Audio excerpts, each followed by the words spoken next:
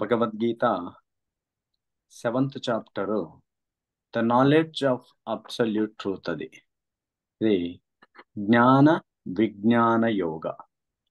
So మనము ఈరోజు ఒకసారి ఓవర్వ్యూ తీసుకొని, ఎందుకంటే మనం 6 చాప్టర్స్, ఫస్ట్ 6 చాప్టర్స్ కర్మయోగ, మనం 7th నుంచి 12వ చాప్టర్ వరకు భక్తి యోగ.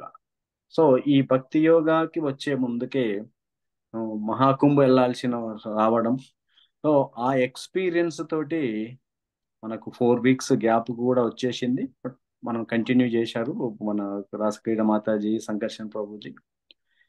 బట్ ఒకసారి దాన్ని సమ్మరీ తీసుకొని, ఓవర్వ్యూ చూసుకొని 7th చాప్టర్ని మనం ఇంకా ఈ భక్తి యోగాని స్టార్ట్ చేద్దామండి.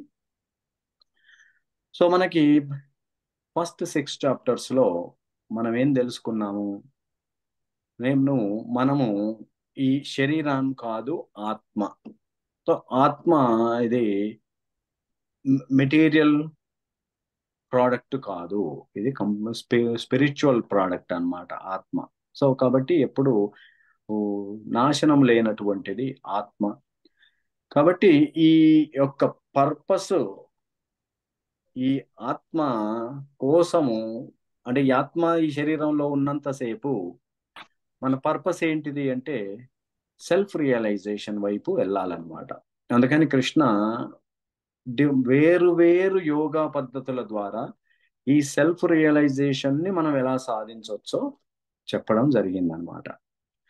ఇంకా 6th చాప్టర్ కి వచ్చినప్పుడు చివర్లో మనకు ఏం చెప్తున్నాడు కృష్ణ అర్జునకి?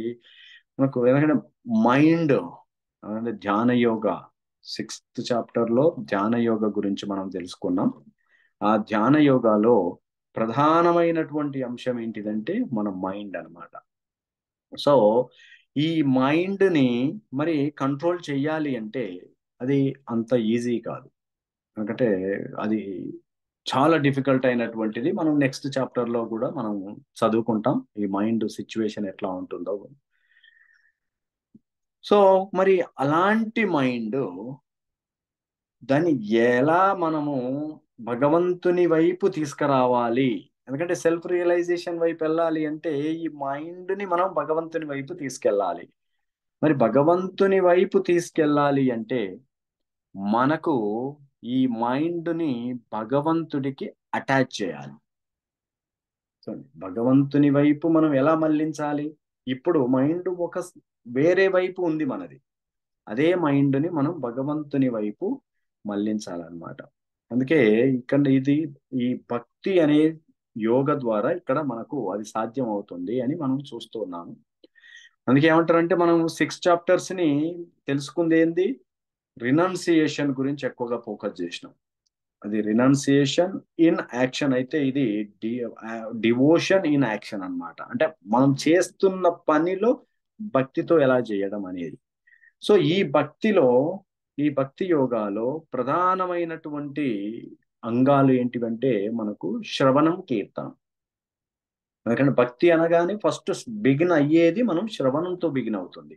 అందుకని ఈ చాప్టర్ లో కృష్ణ తచ్ఛృణు ఏం చెప్తున్నాడంటే మయ్యాసక్త మన పార్థ యోగం యుంజన్ మదాశ్రయ అసంశయం సమగ్రం మాం యథా జ్ఞాస్యసి తచ్ఛృణు.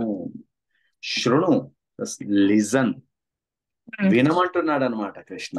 అది చూపిస్తున్న పిల్లకి కడిగి మనం చేసాము. సో ఇది ఎట్లా వినాలి, ఏం వినాలా? మనం వినమనగానే మనకు యూజువల్గా ఏమనిపిస్తుంది? ఇప్పుడు మనం కూడా వింటూనే ఉంటున్నాం, కానీ ఏమి వినాలి అంటే భగవంతుడి గురించి. అందుకే చెప్తున్నాడు ఏమని, అది ఎలా వినాలో కూడా చెప్తున్నాడు. ఎలా వినమంటున్నాడు? అసంశయం, ఏ మాత్రము డౌట్ లేకుండా, ఏ మాత్రము భగవంతుడి మీద సంశయము లేకుండా ఆయన యొక్క షెల్టర్ తీసుకొని, ఆయన శరణాగతి తీసుకొని వినాలన్నమాట. లేకపోతే ఏమవుతుందండి, ఇప్పుడు భక్తి మరి మనం చాలా రకాలుగా కూడా ఇప్పుడు భక్తి చేస్తూనే ఉన్నాం, ఇవి చేసుకుంటున్నాము, అవి చేస్తున్నాం. అందుకని ఈ భక్తిలో డిఫరెంట్ రకాలైనటువంటి భక్తులు కూడా ఉంటారు. శుద్ధ భక్తులు, ఈ శుద్ధ భక్తులు కంప్లీట్ గా భగవంతుడి పైన ఇంకా వాళ్ళకి భౌతికమైనటువంటి ఆలోచనలు ఏముండవు. వాళ్ళని శుద్ధ భక్తులు అంటారు. శుద్ధ భక్తులు కాకుండా రెండూ చేస్తూ ఉంటారు. కర్మ, జ్ఞాన, యోగ ఇది చేస్తూనే భక్తి చేస్తూ ఉంటారు. కానీ భక్తి ప్రధానాంశంగా చేసే వాళ్ళు ఉంటారు. ఇవి చేస్తారు ఎందుకంటే ఫ్యామిలీ ఉంటుంది వాళ్ళకు, ఇవి తప్పదు కాబట్టి అది చేస్తూ భక్తి ప్రధానాంశం అయినప్పుడు అది ఒక రకమైన భక్తులు.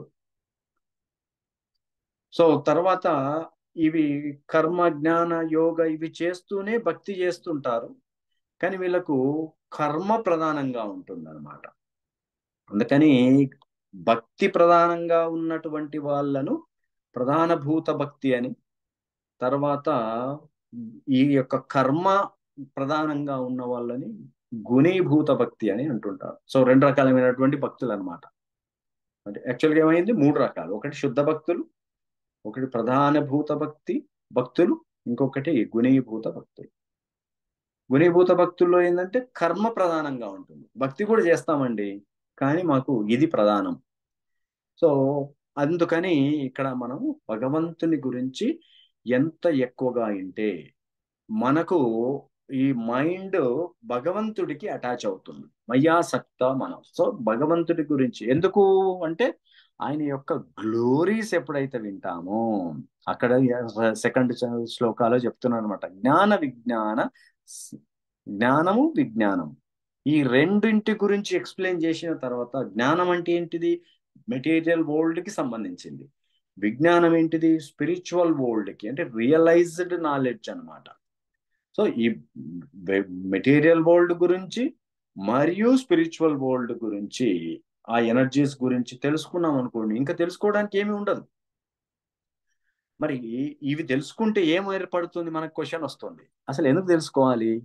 ఎందుకంటే మనకు ఆ కృష్ణుడి యొక్క గొప్పతనము మరియు ఆయన యొక్క స్వీట్నెస్ మనకు రియలైజ్ అవుతాం అనమాట. ఓ ఇంత అద్భుతంగా ఉంటున్నాడా కృష్ణ అని మనకు తెలుస్తుంది. సో ఆ విధంగా మనకి ఆ కృష్ణుడి యొక్క గొప్పతనాన్ని, ఆయన యొక్క స్వీట్నెస్ ని మనం రియలైజ్ అవ్వడం కోసము ఇది వింటూ ఉన్నాం అనమాట. ఏదైనా గొప్పతనం తెలియలేదు అనుకోండి, మన కళ్ళ ముందే ఎంత ఉన్నా గానీ దానికి ఒక మన పద్మ పురాణంలో ఒక స్టోరీ చెప్తారనమాట. ఒకసారి ఒక ఒక ఆమెకు భగవంతుడు ఏం చేస్తాడంటే ఒక డైమండ్ ఇచ్చేస్తాడు. సో ఆ డైమండ్ తీసుకొని ఒక వెజిటేబుల్ మార్కెట్ లో, వెజిటేబుల్ స్టోర్ దగ్గరికి వెళ్తే, ఇది తీసుకొని నాకేమైనా ఇస్తారా అంటే అప్పుడు చెప్తుంది అనమాట. ఆ వెజిటేబుల్ సెల్లర్ ఏం చెప్తారంటే, యా నీకు ఒక 10 కిలోల వంకాయలు ఇచ్చేస్తామని చెప్తారనమాట. తర్వాత ఇంకొక స్టోర్కి వెళ్తే, కొంచెం బిగ్గర్ స్టోర్కి వెళ్తే ఆయన అంటాడు, నీకు ఒక 10 బ్యాగులైనా ఇచ్చేసేస్తా, నేను రైస్ నీకు ఇస్తా అంటాడు. అలా అలా తిరుగుతూ తిరుగుతూ ఉండి ఉండి చివరికి ఓ రాజు దగ్గరికి వెళ్తే అప్పుడు చెప్తాడనమాట, నేను నా రాజ్యాన్ని కూడా ఇచ్చేస్తాను, ఆ డైమండ్ నాకు ఇవ్వు అని.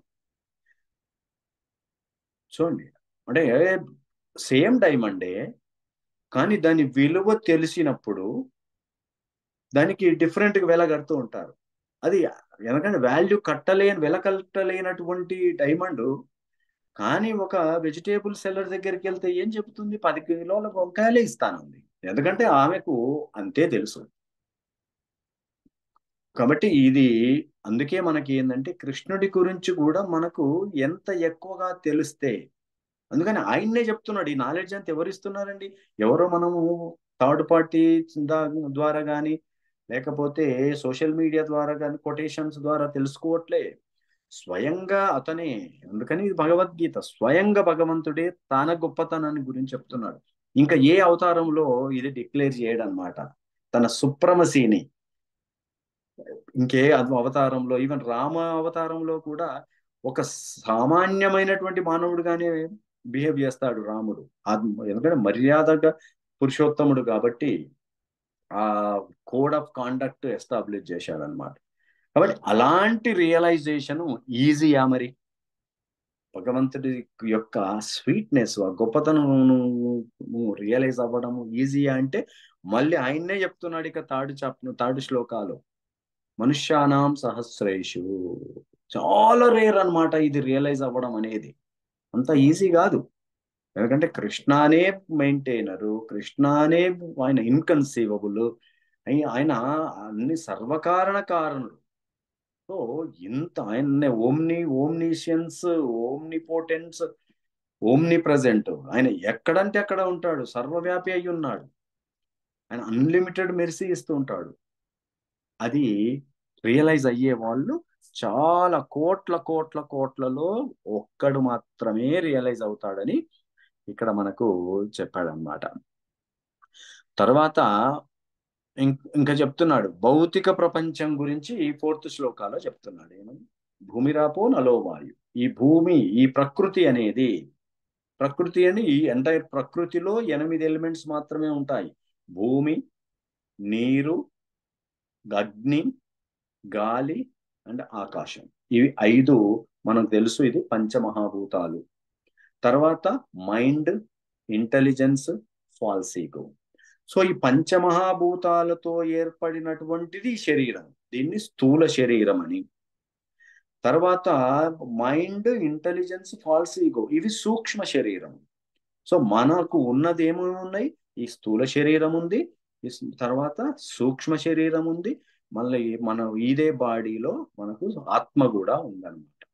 సో అది ఇక్కడ చెప్తున్నాడు. సో ఈ ఈ 8 ఎలిమెంట్స్ తోటి, 5 పంచమహాభూతాలు, 3 సూక్ష్మ ఎలిమెంట్స్ తోటి ఏదైతే ఏర్పడిందో దాన్ని ఏమంటున్నాడు? ఇది భౌతిక శక్తి. సో ఎక్స్టర్నల్ ఎనర్జీ అన్నమాట భగవంతుడికి. ఇది కాకుండా ఇక్కడ మనకు క్లారిటీ ఇస్తుంది. సెకండ్ చాప్టర్ లో ఏమన్నాడు? ఆత్మవి, నువ్వు ఆత్మవి అని మాత్రమే అన్నాడు. నువ్వు నాశనం లేనిది, నీకు జన్మ లేదు, మరణం లేదు అని అక్కడ చెప్పాడు. ఇక్కడ దీనిలో భాగాలు చెప్తున్నాడు అనమాట.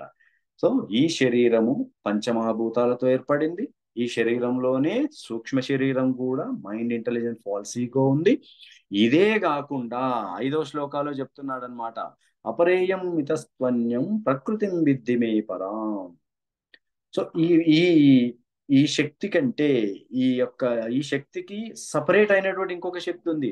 అది ఏంటిది? ఈ జీవుడు. ఆ జీవుడు, అది కూడా కృష్ణ యొక్క శక్తి. ఆ శక్తే జీవశక్తి. సో ఈ జీవశక్తి, లివింగ్ ఎంటిటీ అనేది ఈ దీంట్లోనే ఉంటుంది అన్నమాట, ఈ శరీరంలో ఉంటుంది. మరి ఏం చేస్తాడండి ఈ జీవుడు ఈ శరీరంలో ఉండి అంటే? ఈ ప్రకృతిని ఎంజాయ్ చెయ్యాలి, కంట్రోల్ చెయ్యాలి, ఎంజాయ్ చెయ్యాలి అని, భోగించాలి అని ప్రయత్నిస్తూ ఉంటుంటాడు అనమాట. ఏదైతే ఆ కోరిక, భోగించాలనే కోరిక ఎంతైతే ఉంటుందో, ఎలాగైతే భోగించాలనుకుంటున్నాడో భగవంతుడు అలాంటి శరీరాన్ని ఇచ్చేస్తాడు మనకి. సో ఈ చాప్టర్లో పవర్ఫుల్ గా ఈ మొత్తం నాలెడ్జ్ని ఇస్తున్నాడు మనకి. సో ఈ శరీరము, ఈ ప్రకృతి గురించి చెప్తున్నాడు. 8 ఎలిమెంట్స్, ఇవి గుర్తుంచుకోండి మీరు ఎవరైనా సరే. భూమి, నీరు, గాలి, తర్వాత ఫైర్ అండ్ ఈథర్. సో ఇవి మైండ్, ఇంటెలిజెన్స్, ఫాల్స్ ఈగో, అవి సూక్ష్మ శరీరం. ఇది కాకుండా ఆత్మ అనేది ఒకటి ఉంటుంది. ఈ జీవన శక్తిని తటస్థ శక్తి అంటాం. సో అది బహిర్శక్తి, బహిర్గత శక్తి, ఇది తటస్థ శక్తి. సో ఈ రెండింటికి, ఇప్పుడు ఇవి రెండింటికి కూడా ఎవరు క్రియేటర్, సోర్స్ ఎవరయ్యా అంటే కృష్ణని. భౌతిక ప్రపంచానికి ఆయన్నే సోర్సు, అంతర్గత శక్తికి ఆయన్నే సోర్సు, జీవుడికి కూడా ఆయన్నే సోర్సు. అంటే ఆయన్నే క్రియేటరు, ఆయన్నే డెస్ట్రాయరు, ఆయన్నే మెయింటైనర్, అందరికీ ఆయన్నే అన్నమాట.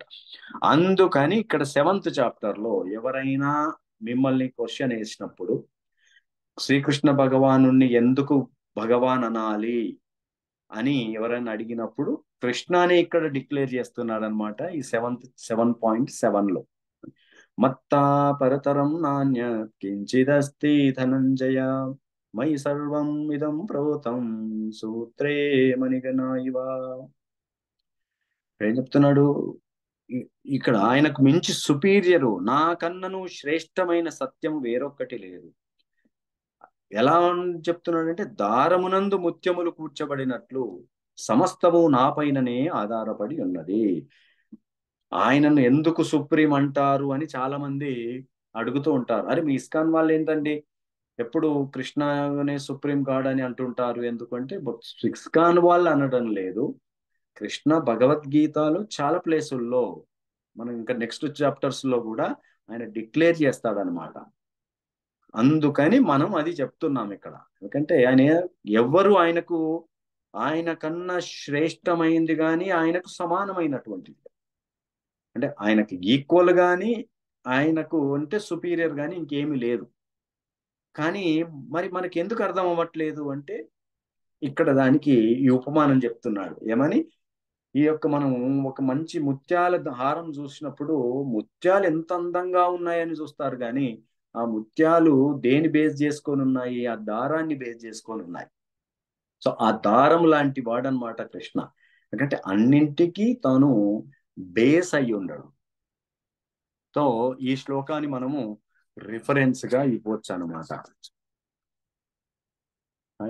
సో అయితే మరి ఇప్పుడు ఇంతవరకు ఏంది, కృష్ణ సుప్రమసీని గురించి చెప్పాడు. ఆయన్నే భౌతిక ప్రపంచానికి మనం ఏదైతే చూస్తున్నామో ఈ లోకంలో దానికి సోర్స్ ఎక్కడ ఉంటుంది, అయితే మెటీరియల్ వరల్డ్ లో కానీ ఉంటుంది ఆర్ స్పిరిచువల్ వరల్డ్ లో కానీ ఉంటుంది. ఈ రెండు బేస్. ఆ రెండింటికి కూడా బేస్ ఎవరంటే కృష్ణానే. ఎందుకంటే ఆ రెండింటి నుంచి ఆయన నుంచి ఆ రెండు వస్తున్నాయి కాబట్టి. అంతేకాదు ఆయన ఈ భౌతిక ప్రపంచాన్ని మెయింటైన్ కూడా చేస్తున్నాడు. ఎట్లా మెయింటైన్ చేస్తున్నాడు అనేది మనకు నెక్స్ట్ 8వ శ్లోకం నుంచి 11వ శ్లోకం వరకు ఎక్స్ప్లెయిన్ చేస్తున్నాడు అనమాట. ఎందుకంటే ఆయన ఎస్సెన్స్, ఆయన్నే సోర్సు, ఆయన్నే మెయింటైనరు, ఆయన్నే ఎస్సెన్స్ అయి ఉంటున్నాడు. ఎలా మెయింటైన్ చేస్తున్నాడు అంటే, ఇది ఎందుకు చెప్తున్నాడు, ఈ జ్ఞానం అన్నప్పుడు మనకు క్వశ్చన్ రావాలన్నమాట. అంటే ఇప్పుడు ఏం చెప్తున్నాడు, రసోహం అప్సు కౌంతేయ ప్రభాస్మి శశి సూర్యో ప్రణవ సర్వ వేదేషు శబ్దాకే పౌరుషం ఋషు. ఈ వాటర్ లో ఉన్న టేస్ట్ను నేను అంటున్నాను, రుచి. అంటే ఎందుకు ఇది చెప్తున్నాడు అంటే, ఎప్పుడైనా మనం వాటర్ తాగుతున్నప్పుడు ప్రజ్ఞ కూడా, మరి నేను ఎలా చూడాలి ఈ భౌతిక ప్రపంచంలో, మనందరం కూడా భౌతిక ప్రపంచంలో ఉన్నాం కదండి. ఉన్నప్పుడు మరి కృష్ణాన్ని నేను ఎలా గుర్తుకు పెట్టుకోవాలి అన్నప్పుడు ఇక్కడ చెప్తున్నాడు అనమాట. నువ్వు వాటర్ తాగుతున్నప్పుడు దాని రుచిగా ఉన్నాయంటావే, ఆ రుచిని నేను. నువ్వు సన్నుని మూనును చూసినప్పుడు వాళ్ళ నుంచి వచ్చే ఆ లైట్ నేను. అంటే వాళ్ళని చూడగానే మనకు భగవంతుడా అని మనం దండం పెట్టుకోవచ్చు అని. ఓంకార శబ్దం ఎక్కడైతే వినపడుతుందో అది నేనే అంటున్నాడు. సో ఓం అనేది మనము శ్రీకృష్ణుడే ఓం కాబట్టి జనరిక్ వే అన్నమాట. తర్వాత ఈ యొక్క ఆకాశంలో మనం ఎంటీ ఉన్నప్పుడు మంచి సౌండ్ వస్తూ ఉంటుంది. మనం ఎప్పుడైనా ఫారెస్ట్ లోకి అట్లా వెళ్ళినప్పుడు వినిపిస్తుంది. ఆ సౌండ్ కూడా నేనే అంటున్నాడు.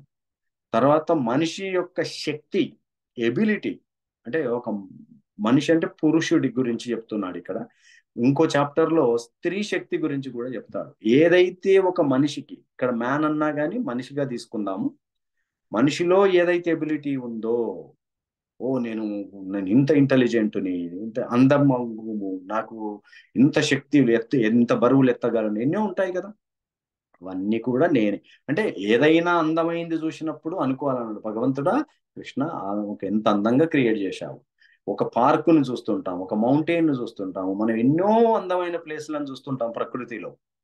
అప్పుడు ఏం గుర్తుకు రావాలి, ఇంత అందాన్ని ఇక్కడ ఇచ్చావా అని కృష్ణ గుర్తుకొచ్చేలా ఉంటుందన్నమాట. సో అదే విధంగా మనం ఫ్లవర్స్ ను మనం ఎప్పుడైనా స్మెల్ చూస్తున్నప్పుడు, ఏం అందం, ఎంత బాగుందండి, స్మెల్ ఇంత బాగుంది అంటే ఆ స్మెల్ ను కూడా ఆయన్నే అంటున్నాడు.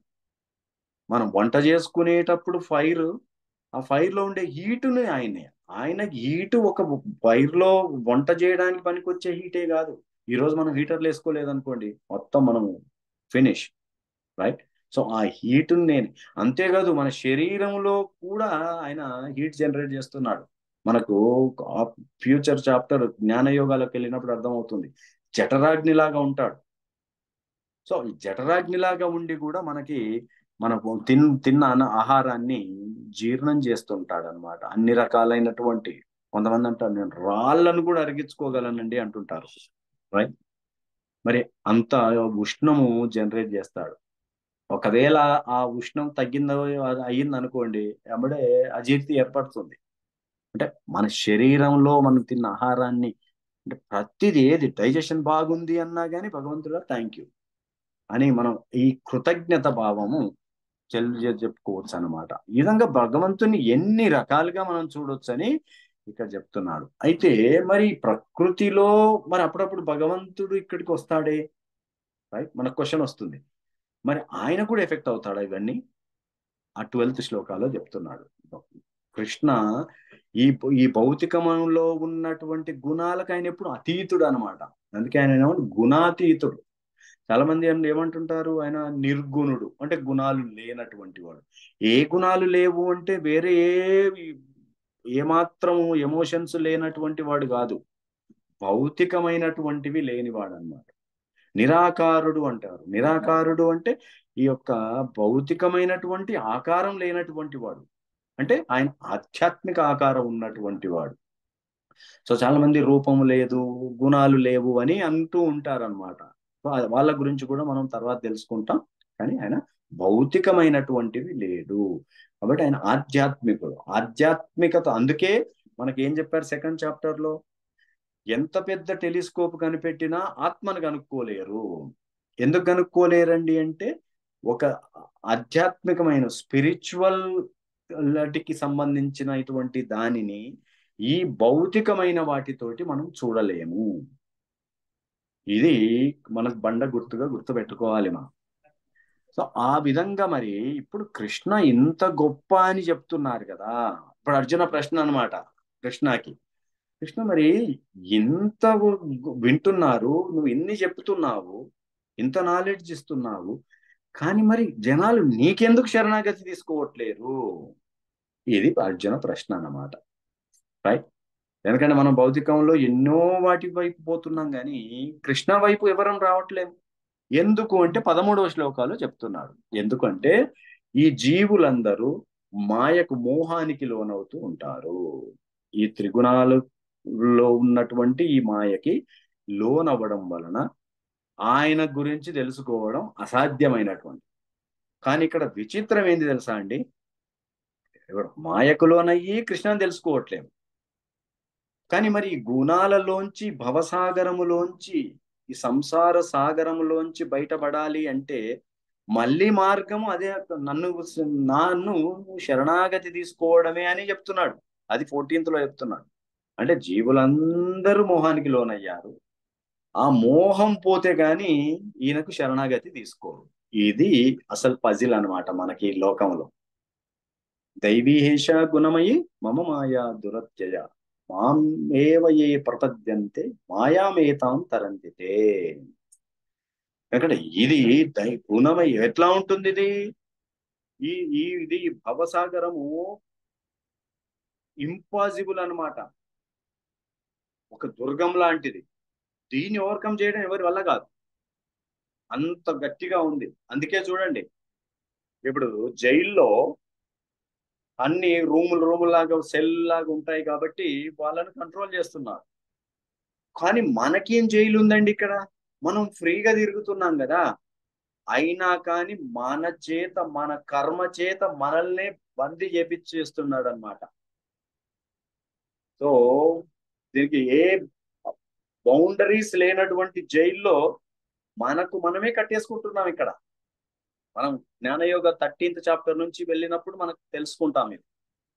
కాబట్టి ఎలాంటి బౌండరీస్ లేకుండా, వాల్స్ లేనటువంటి దీన్ని ఓవర్కమ్ చేయడం ఇంపాసిబుల్, ఎంతటి వాడైనా చేయలేరు. కానీ ఎప్పుడు దానికి సొల్యూషన్ ఏంటి, ఎవరు చేయగలరు అంటే, మనం భగవంతుడి శరణాగతి తీసుకుంటే ఈ భవసాగరము ఏమవుతుంది అంటే, ఆవు దూడ చిన్న గిట్ట ఎంత ఉంటుందో అంతగా తయారైపోతుంది.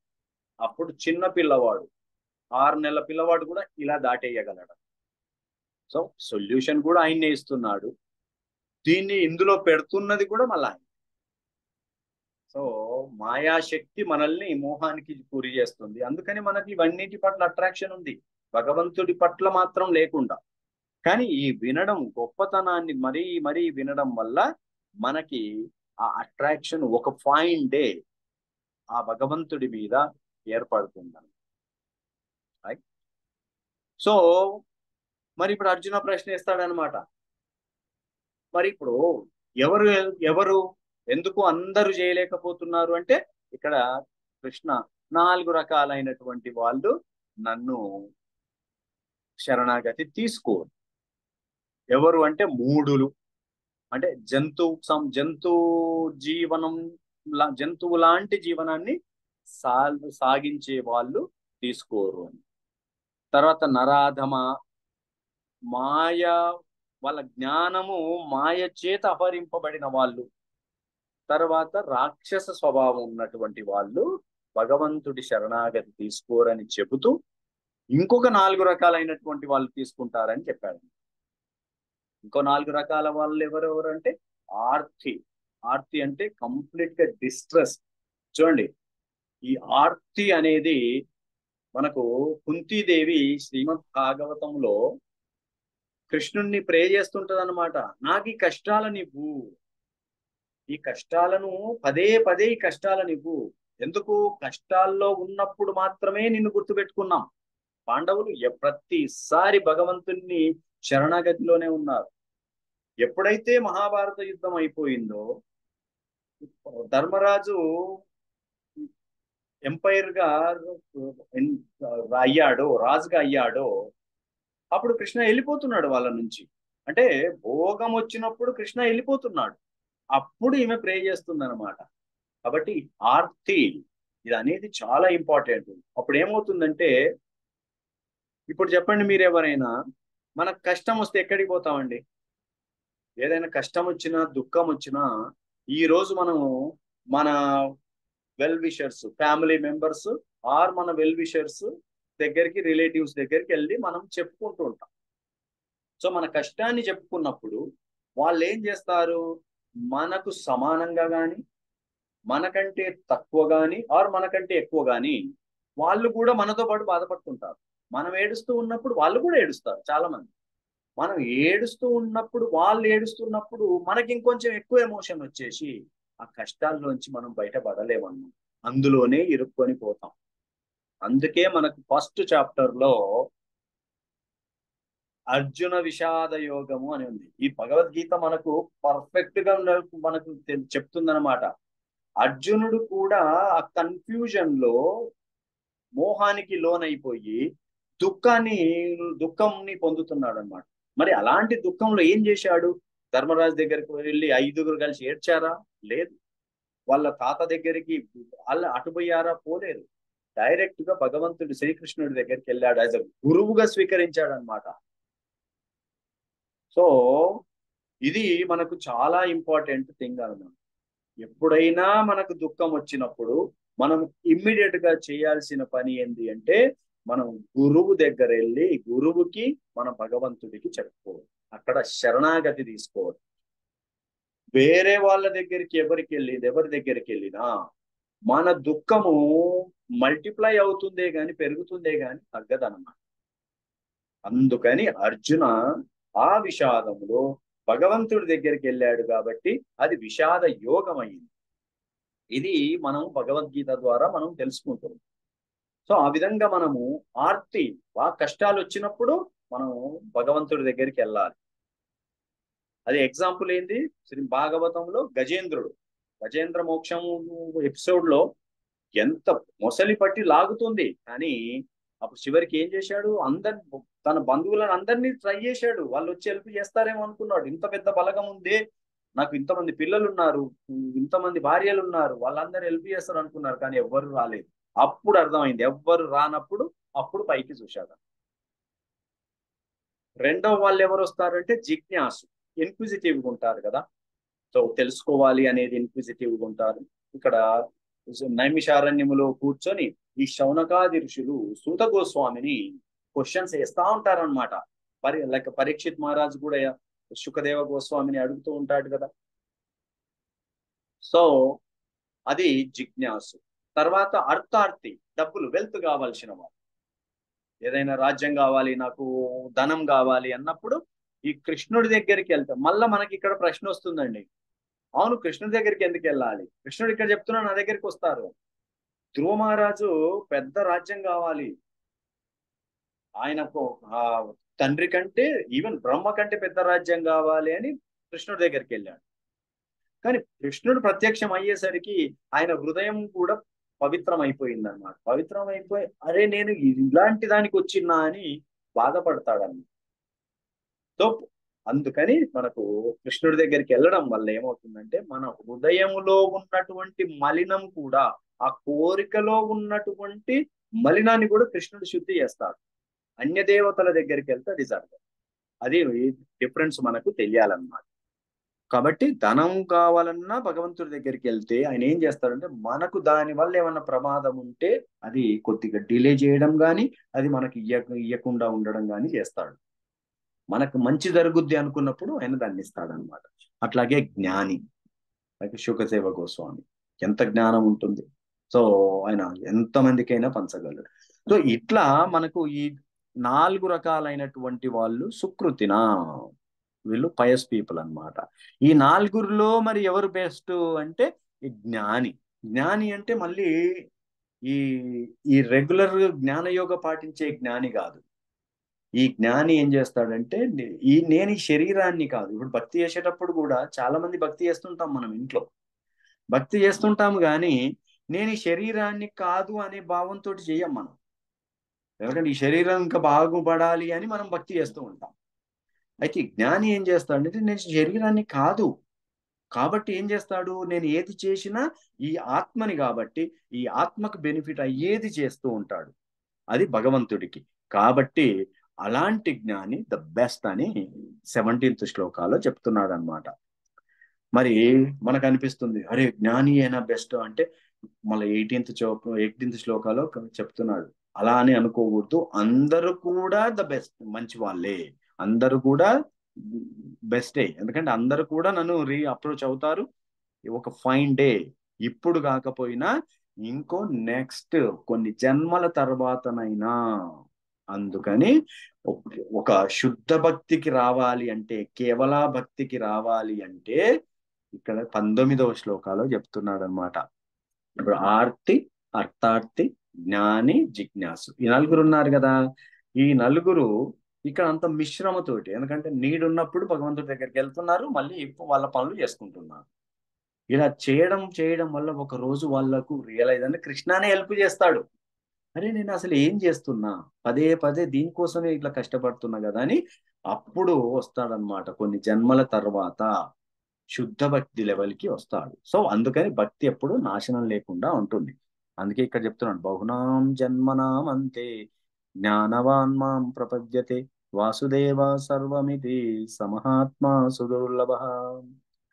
ఎన్నో జన్మల తర్వాత మళ్ళీ రైట్ నాలెడ్జ్కి వచ్చేసి, కంప్లీట్ నాలెడ్జ్ అంటే ఎప్పుడైనా గుర్తుపెట్టుకోవాలండి, కంప్లీట్ నాలెడ్జ్ ఏంటిది అంటే ఈ ప్రకృతికి సంబంధించింది, ఈ శరీరానికి, ఆత్మకి, వీటి అన్నింటికి సోర్సు.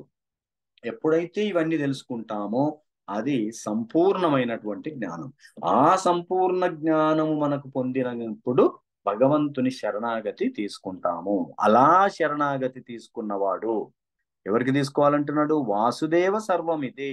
ఈ వాసుదేవుడికి ఎవరైతే శరణాగతి తీసుకుంటారో వాళ్ళని మహాత్మా అనాలి. ఇది పాయింట్ అన్నమాట. సో లేకపోతే మహాత్మా అని ఎవరి మధ్య వాళ్ళను పిలవకూడదు. ఎవరైతే భగవంతుని శరణాగతిలో ఉంటారో వాళ్ళు మహాత్మా, అంటే చాలా రేర్ అయినటువంటి వాళ్ళు అనమాట. సో అది చెబుతూ మరి ఇప్పుడు అర్జున క్వశ్చన్ వస్తుంది, కృష్ణ నువ్వు బాగానే చెప్తున్నావు వీళ్ళు ఆర్తి, అర్థార్థి, జ్ఞాని, జిజ్ఞాసి నా దగ్గరికి వస్తారని, కానీ మరి కొంతమంది పీపుల్ వేరే దేవతల దగ్గరికి వెళ్తారే, మరి వాళ్ళ పరిస్థితి ఏంది, వాళ్ళు ఎందుకు వెళ్తున్నారు వేరే దేవతల దగ్గరికి అంటే, ఇక్కడ 20 నుంచి చెప్తున్నాడు అనమాట.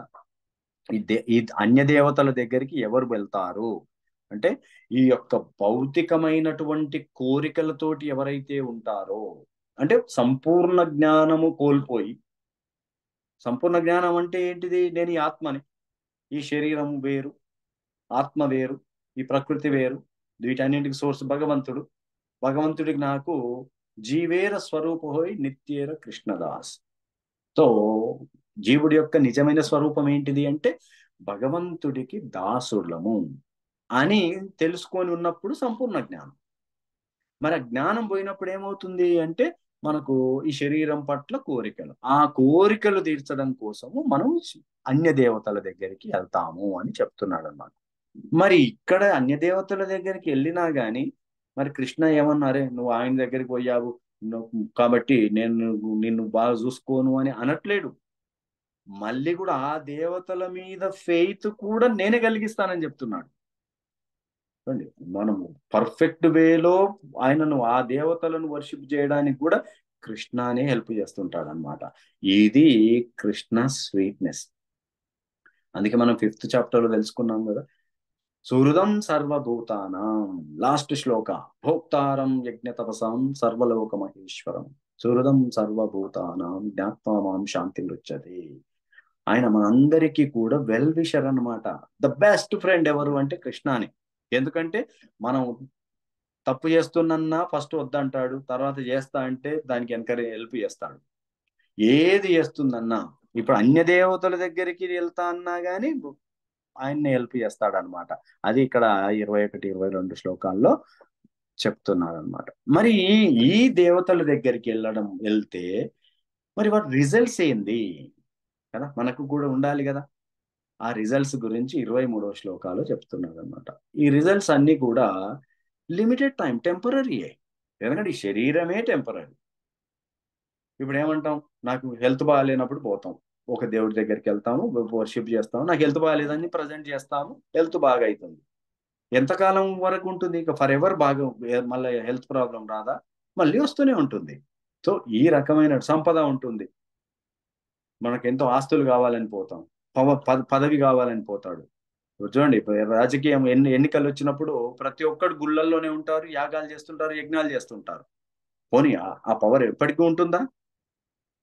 సో ఇవన్నీ ఉండవు. అందుకని ఏంటంటే ఈ దేవతల, అన్య దేవతల దగ్గరికి వాళ్ళ నుంచి మనం పొందిన ఏదైనా కానీ అది లిమిటెడ్ గా ఉంటుంది, ప్లస్ టెంపరీగా ఉంటుంది. మరి అలా అన్య దేవతల దగ్గరికి వెళ్ళే వాళ్ళ గతి ఏమవుతుంది, వాళ్ళ డెస్టినేషన్ ఏంది అంటే అది కూడా ఇక్కడ చెప్తున్నారు అనమాట. ఎవరైతే అన్య దేవతలను వర్షిప్ చేస్తారో దేవాన్ ఈ దేవ యజోయనంతి.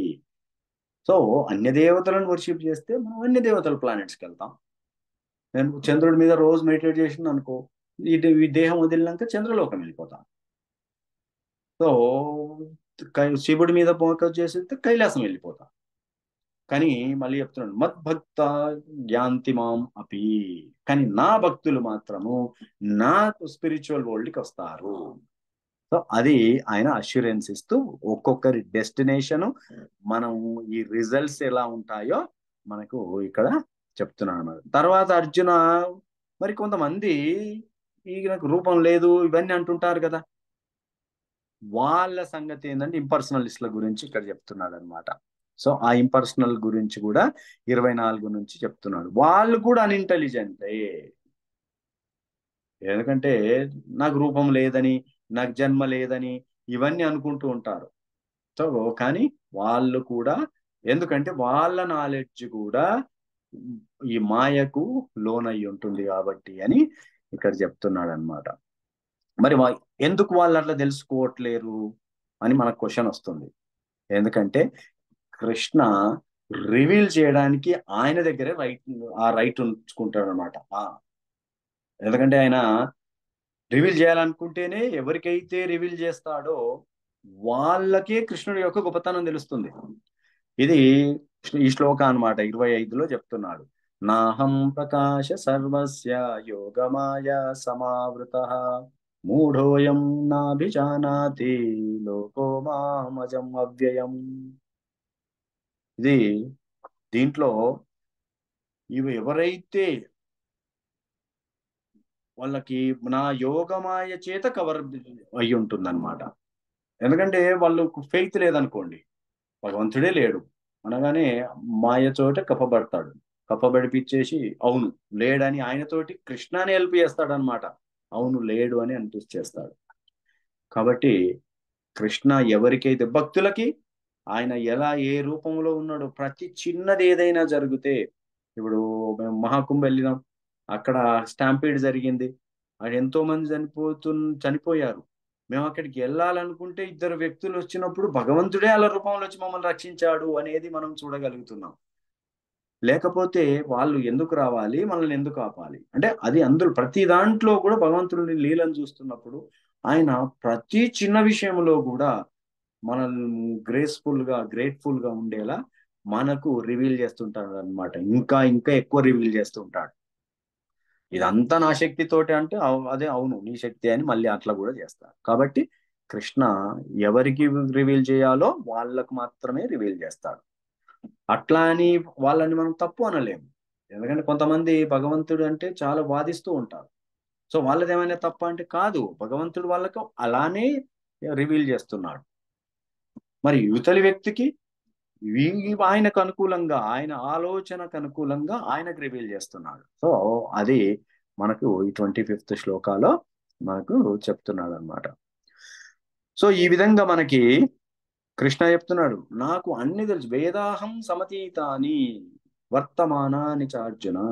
నాకు పాస్ట్, ప్రజెంట్, ఫ్యూచర్ ఒక్కడిది కాదు, ఎవ్రీ వన్, అన్ని లివింగ్ ఎంటిటీస్ గురించి తెలుస్తుంది. కానీ నేను ఎవరికి తెలియను అని చెప్పేస్తున్నాను అనమాట. ఎందుకు తెలియనండి అంటే మాయ. మళ్ళీ పదే పదే ఈ మాయకు లోనవుతూనే ఉంటారు అని. ఎందుకంటే ఈ భౌతిక ప్రపంచంలో మనం కూడా ఉన్నాం కదా. ఇది చాలా బ్యూటిఫుల్ శ్లోక అన్నమాట. ఇచ్ఛాద్వేష సముత్తేన ద్వంద్వమోహేన భారత సర్వభూతాని సమ్మోహం సర్గే యాంతి పరంతప. సో ఇచ్ఛాద్వేష రెండు, రైట్, హేట్రెడ్ భావం, కోరిక, ఈ రెండు ద్వంద్వాలన్నమాట. సో ప్రతి ఒక్కరూ ఈ రెండిట్లలోనే మనం మునిగిపోతూ ఉన్నాం, ఈ ద్వంద్వాలలో. కాబట్టి అందుకని మనకు ఎందుకంటే మోహంలో ఉన్నాం. ద్వంద్వ మోహేన భారత, ఈ మోహాల్లో ఉన్నాము కాబట్టి. సో అందుకని మనకు అర్థం అవ్వట్లేదు అనమాట కృష్ణుడి దాన్ని. కానీ మరి ఈ మోహం నుంచి బయటపడే వాళ్ళు ఎవరైనా ఉన్నారా? మళ్ళీ అర్జున ప్రశ్న చూడండి ఇక్కడ. ఇలాంటి మోహం లేనటువంటి వాళ్ళు ఎవరైనా ఉన్నారా అంటే వాళ్ళు, ఎందుకంటే అలాంటి భక్తి డిటర్మినేషన్ తోటి, స్ట్రాంగ్ డిటర్మినేషన్ తోటి భక్తి చేసే వాళ్ళు ఎవరైనా ఉన్నారు అంటే ఇక్కడ ఎలాంటి వాళ్ళు చేస్తారో ఈ 28 శ్లోకాలు చెప్తున్నారు. అంటే ఈ భగవద్గీత క్లాసులకు కానివ్వండి, భగవంతుడి పట్ల భక్తి చేసి ఎవరు చేస్తారు అంటే ఇక్కడ మనకు తెలుస్తుంది ఈ శ్లోకాలు. ఏషాం త్వంతగతం పాపం జనానాం పుణ్యకర్మణాం తే ద్వంద్వమోహ నిర్ముక్త భజంతే మాం దృఢవ్రతాః. సో ఎవరైతే కంప్లీట్ గా పాపరహితులు, పాప విముక్తులు అవుతారో, చూడండి మనం మన మహాకుంభ గురించి తెలుసుకున్నాం. అలాంటి మహాకుంభు ఆ స్నానాలు చేయడం వల్ల ఏమవుతుందంటే పాపాలు పోతాయి. కానీ మనం ఏం కోరుకోవాలి అంటే నా పాప ప్రవృత్తి కూడా పోవాలని. అది మనం, ఎందుకంటే భగవంతుడు మన ఇండిపెండెన్స్ లోకి ఎంటర్ అవ్వడు, మన ఫ్రీ విల్ ని ఆయన ప్రొటెక్ట్ చేస్తుంటాడు. అందుకని ఆయన ద బెస్ట్ వెల్ విషర్ అనమాట. సో ఎవరివైతే పాపాలు పోతాయో కంప్లీట్ గా, తర్వాత ఎవరైతే ఈ పుణ్యకర్మలు ఈ జన్మలో గాని ముందు జన్మల్లో గాని చేసి ఉంటారో వాళ్ళు మాత్రమే ఈ ద్వంద్వాలలోంచి బయటపడి నా సేవలో ఎంగేజ్ అవుతారు. ఆ దృఢవ్రత, ఆ దృఢమైనటువంటి నిశ్చయంతో చేస్తారనమాట. అంటే ఈ ఈ లెవెల్ కి రావాలన్నా గానీ మనకు ఒకటే అర్థమైపోవాలి, ఓహో నాకు అంత పాపము లేదు, నేను ఏదో జన్మల పుణ్యం చేసి ఉన్నాను. ఎందుకంటే మనకు మన భాగ్యం కొద్దీ గృహము, భార్య, సంతానము, మన సంపద, ఉద్యోగము, ఆ తర్వాత మన నాలెడ్జ్ అన్ని కూడా మన భాగ్యాన్ని అనుసరించి మాత్రమే వస్తాయి అన్నమాట. మన భాగ్యం ఎలా డిటర్మైన్ అవుతుంది? మనం ముందు జన్మల్లో చేసినటువంటి కర్మ. అది పాపకర్మ చేసి ఉంటే దాన్ని భోగించాల. సో ఈ మన కర్మ ఫలాలను మనం ఎలా ఖర్చు పెడతామండి అంటే భోగము ద్వారా. సో పాపకర్మ చేసి ఉంటే పాపాన్ని కూడా భోగిస్తాం, అంటే అనుభవిస్తాం. పుణ్యకర్మ చేసి ఉంటే పుణ్యాన్ని కూడా అనుభవించి దాన్ని ఖర్చు పెడతా ఉంటాం అన్నమాట. సో అందుకని కర్మ ద్వారా వచ్చినటువంటి ఈ పాప పుణ్యాలని మనము భోగిస్తూ ఉంటాం. సో అప్పుడు ప్రీవియస్ జన్మలో గాని ఈ జన్మలో గాని ఏవైనా పుణ్యం చేసి మన పాపాలు లేకపోతేనే ఈ భగవద్గీత అనే సబ్జెక్ట్ దగ్గరికి వస్తాము, కొంచెమైనా వినాలని అనిపిస్తుంది. అది మనకు అర్థం అవుతుంది. అప్పుడప్పుడు ఇది ఫస్ట్ టైం నేను చదివినప్పుడు అనుకున్నాను అనమాట, ఓహో ఇది అనిపిస్తుంది అంటే నేను ఎంత ఫార్చునేట్ కదా, అంటే నాకు పాపాలు లేవు. ఏదో కొద్ది కొద్దిగా ఉండి ఉంటాయి, కానీ ఈ పాపాలని భగవంతుడికి భక్తి చేస్తా ఉంటే పోతాయి కదా. సో ఇనిషియల్ గా అలానే అట్రాక్ట్ అయిపోతాం అనమాట. సో అంటే మిగతా ఎంతో జనాల కంటే మనం బెటర్ పొజిషన్ లో ఉంటాం కదా, ఎందుకంటే ఇది వినగలుగుతున్నాము అంటే అని అది అనుకొని ఇక దృఢ నిశ్చయంతో ఇంకా ఇంకా ముందుకు వెళ్ళాలి అని మేము ప్రాసెస్ మొదలు పెట్టాము అనమాట. సో అది ఆ విధంగా కృష్ణ ఈ ఈ ఈ క్వాలిఫికేషన్ భక్తి ఎవరు దృఢ నిశ్చయంతో చేస్తారు అని చెబుతూ నెక్స్ట్ చాప్టర్ కి కావలసినటువంటి, ఎందుకంటే అన్ని రకాలుగా ఎలా అయితే కృష్ణ గురించి తెలుసుకుంటారో, అంటే కృష్ణ అనే ఆది భూత ఆది దైవ ఆది యజ్ఞ అని ఈ టర్మినాలజీ అన్ని వాడతాడనమాట. కర్మ ఇవన్నీ వాడినప్పుడు బ్రహ్మ కర్మ ఆది భూత ఆది యజ్ఞ అని చెప్తే ఈ ప్ర ఈ ఇక్కడ వాడినటువంటి చివరికి, ఎందుకంటే ఇది నెక్స్ట్ చాప్టర్ కి ఓపెన్ చేస్తున్నాడు. సో అర్జున మళ్ళీ క్వశ్చన్స్ వేయడం ద్వారా అప్పుడు మనకి ఎయిత్ చాప్టర్ బిగిన్ అవుతుంది అనమాట.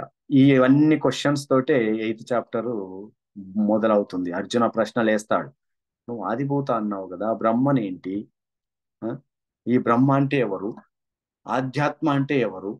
ఈ కర్మ అసలు ఏంటిది? ఇవన్నిటికి మనం డెఫినేషన్స్ కూడా వింటాం ఎయిత్ చాప్టర్ లో. బ్రహ్మ ఏంటిది, ఆధ్యాత్మ అంటే ఏంటిది, కర్మ అంటే ఏంటిది, ఆదిభూత అంటే ఏంటిది, ఆది దైవ అంటే ఏంటిది, ఆది యజ్ఞ అంటే ఏంటిది. తర్వాత ఇంకా ద మోస్ట్ బ్యూటిఫుల్ ప్రశ్న వేస్తాడనమాట, అసలు ఈ అంత్యకాలంలో మరణ సమయంలో నిన్ను ఎలా గుర్తుపెట్టుకోవాలి? ఈ ప్రశ్న కూడా మనకు వేస్తాడు అర్జున. అట్లా ఆ విధంగా 8 ప్రశ్నలు వేస్తాడు. ఆ 8 ప్రశ్నలు మొత్తము మనం ఎయిత్ చాప్టర్ లో తెలుసుకుంటాం అన్నమాట.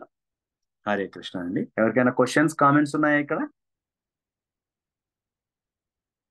రికార్డింగ్ ఆపుతామా?